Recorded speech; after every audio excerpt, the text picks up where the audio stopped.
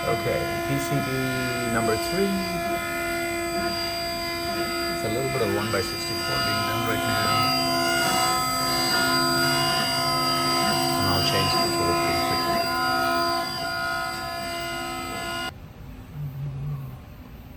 It's done with the 1/64, so I'm going to change the bit to a 1/32. It's locating the bed, by which it figures out the length of the drill, and it's going to get started with the 132.